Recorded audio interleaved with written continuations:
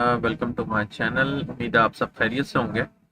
आज जो हम जिस टॉपिक पे बात करने वाले हैं वो ये है कि इंडिया पाकिस्तान के आने वाले दिन या आने वाले महीने कैसे होंगे। और जो ये एक सीज फायर का मुआहिदा हुआ था 2 दिन के लिए, उसके बाद वाकई इंडिया पाकिस्तान कोई इस मुआहिदे पे आने वाले दिनों में कायम रह सकेंगे या नहीं। तो जैसे मैंने आपको पहले भी बताया था कि मैंने इन सब के लिए एक वक्ती जायचा बनाया था। वक्ती जायचा इसलिए बनाया था कि मैं श्योर नहीं हूँ कि क्या वाकई पाकिस्तान का जो बर्थ टाइम है वो करेक्ट है या नहीं। और काफ़ी लोगों का ये भी मिथ है कि नहीं, 1971 में पाकिस्तान डिवाइड हुआ था, तो इस वजह से उसका एक नया जायचा बनता है। तो ये कन्फ्यूजन की वजह से, इन सब मिसअंडरस्टैंडिंग या कह सकते हैं मिसकॉन्सेप्शन की वजह से मैंने वक्ती जायचे को प्रेफर किया। और एक बात मैं आपको बता दूं, ये वक्ती जायचा उनके लिए बेस्ट होता है जिनके पास date of birth, time of birth, place of birth नहीं पता होती है। तो इसके लिए वक्ती जायचे के लिए एक पर्टिकुलर नंबर का ज़रूरत होती है जो आपके दिमाग में आना चाहिए। ये लकी नंबर नहीं होता। एक रैंडम नंबर, वो सवाल को सोचते हुए, जो भी आपके जहन में सवाल है उसको सोचते हुए ये नंबर आपके जहन में आ जाए या दिल दिमाग में आ जाए, तो हम उस नंबर के बेस के ऊपर इस चार्ट को ड्रॉ करते हैं। तो मैं आपके साथ इस वक्त शेयर करूंगा वो चार्ट जो मैंने इंडिया और पाकिस्तान की वॉर के दरमियान बनाया था। जैसे कि आप देख सकते हैं ये चार्ट पाइसेस असेंडेंट का है, और पाइसेस असेंडेंट के अंदर इतने सारे प्लैनेट आपके सामने हैं। सैटर्न, वीनस, राहु, ये आपके असेंडेंट में है, और आपके 7th हाउस में केतु है। अच्छा, ये जो चार्ट बना है ये 7th मई को बना है। 7th मई को अ, उस टाइम पे इसका जो सीड नंबर था, या जिसको कह सकते हैं जो दिमाग में नंबर आया था, वो था 247। उसके हिसाब से ये चार्ट का हालावाल है इस वक्त। आई नो काफी लोगों को नहीं समझ में आ रही होगी, लेकिन जो एस्ट्रोलॉजर होंगे उनको डेफिनेटली, या जो सीख रहे होंगे उनको पता होगा मैं किस बारे में बात कर। तो अगर मैं इस टाइम को देखूं तो इस वक्त जो हमारी दिशा चल रही है, दशा चल रही है, उसमें सैटर्न राहु, सन, राहु सैटर्न है। सन, आपको पता है सन जो है नॉर्मली सिग्निफाई करता है गवर्नमेंट को।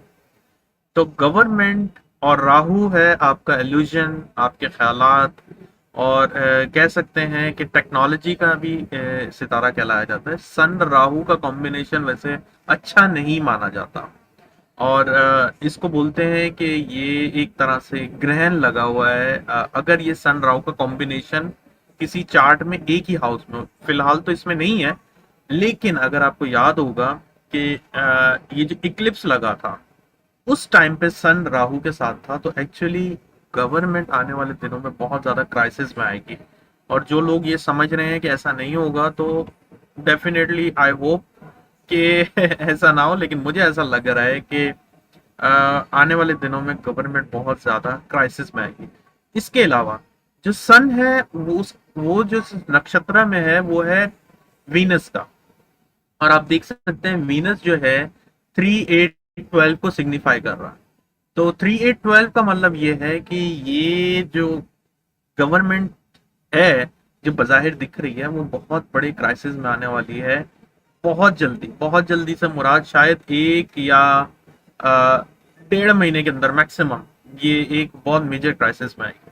अच्छा, हम जो इस वक्त उसके अंदर राहु की दशा की बात करें तो राहु में अगेन जुपिटर है, जो कि शो कर रहा है कि 310 का कॉम्बिनेशन है जुपिटर के जो हाउस सिग्निफाई हो रहे हैं।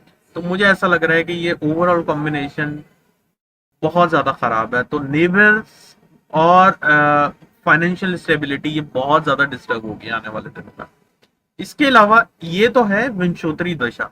अगर हम इसको जैमिनी दशा से, मतलब अ, जिस तरह साइंस के अंदर बहुत सारे सब्जेक्ट्स होते हैं, जोलॉजी, बॉटनी, और डिफरेंट डिफरेंट होते हैं, मैथ्स में भी बहुत सारे सब्जेक्ट होते हैं, इसी तरह एस्ट्रोलॉजी में भी डिफरेंट डिफरेंट सिस्टम होते हैं जिसके थ्रू हम अपने इवेंट को वेरीफाई या क्रॉस वेरीफाई कर सकते हैं। तो अगर मैं जेमिनी सिस्टम के थ्रू इस चार्ट को चेंज करता हूँ, तो मुझे ऐसा लगता है कि इसके अनफॉर्चुनेटली जो घनाती कारक है, घनाती कारक मतलब 6 8 12 का जो लॉर्ड है वो सैटर्न है, वो अपने फर्स्ट हाउस में, which is not a good sign, पहली बात। दूसरी बात, जो 12th हाउस मतलब के पाइसिस पाइसिस का लॉर्ड है, वो थर्ड हाउस में अगेन घनाती कारक से वो एस्पेक्ट हो रहा है। इट्स मीन के हमें बहुत ज्यादा एक साल तक, अगले आने वाले एक साल तक बहुत ज्यादा क्राइसिस का सामना है। और अगर मैं इसको मजीद मैग्नीफाई करूं तो एरीज असेंडेंट, अगर मैं इसका, क्योंकि एरीज दिशा चलेगी पाइसिस में, तो एरीज से देखें तो आप ये देखेंगे कि एरीज के अंदर आपका मार्स डिप्लीटेड हो रहा है 4th हाउस में।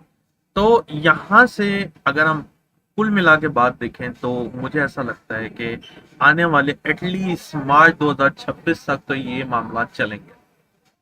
अब अगर हम बात करें जंगी हालात, तो जंगी हालात स्पेसिफिकली, अगर मैं जंगी हालात को देखना चाहूं तो मुझे ऐसा लगता है कि जो ट्रांजिट में जब मार्स केतु के साथ कंजॉइन होगा, वो मैं अभी आपको दिखाता हूँ। मार्स जो है आप देख रहे हैं इस वक्त 4th हाउस में है, और केतु इस वक्त 7th हाउस में है। और ये जैसे जैसे हम आगे बढ़ेंगे, मोस्ट प्रोबेबली आपको ऐसा लगेगा कि जून 7 को दोनों एक ही हाउस में आ जाएंगे। जैसे ये 2 जून है, ये आ गया आपका 7 जून। 6th हाउस में मार्स केतु का कंजंक्शन हो रहा है, विच is not good at all, not good at all. मतलब आपको बहुत ज्यादा इशू एकदम से फाइनेंशियल फ्रंट से आएंगे, इंटरनल पॉलिटिक्स के इशू आएंगे, मुल्क में अफरा तफरी मचेगी, और जो बॉर्डर क्लैशेस हैं वो बहुत ज्यादा बढ़ते हुए दिखेंगे आप। तो मुझे ऐसा लगता है कि जून से लेके जुलाई तक ये एक ऐसा पीरियड होगा, जून 7 से लेके जब तक के मार्स इसको क्रॉस नहीं कर जाता। क्रॉस मेरे ख्याल से वो करेगा तकरीबन आपके जुलाई के मिड में। तब तक के जो मामलात हैं वो बहुत डिस्टर्ब होंगे, बहुत ज़्यादा डिस्टर्ब होंगे। इसमें बहुत ज़्यादा क्राइसिस का भी आपको खर्चा है, और मुझे ऐसा लगता है कि इसमें पाकिस्तान की जो फाइनेंशियल स्टेबिलिटी है बहुत ज़्यादा डिस्टर्ब हो जाएगी। तो ये जो चार्ट आपको सामने दिख रहा है, ये क्लियरली इंडिकेट कर रहा है कि आने वाले दिन पाकिस्तान के लिए और पाकिस्तान के इकॉनमी के लिए अच्छे नहीं दिख रहे हैं। मुझे बहुत ज़्यादा क्राइसिस दिख रहे हैं। अगर हम नेबरिंग कंट्री से प्रॉब्लम देखें तो नेबरिंग कंट्री के प्रॉब्लम जो है, मुझे नहीं लगता जुलाई से पहले, स्पेसिफिकली जब मार्स इसको ऊपर से ट्रांजिट कर जाएगा केतु से, उससे पहले सॉल्व हो जाए।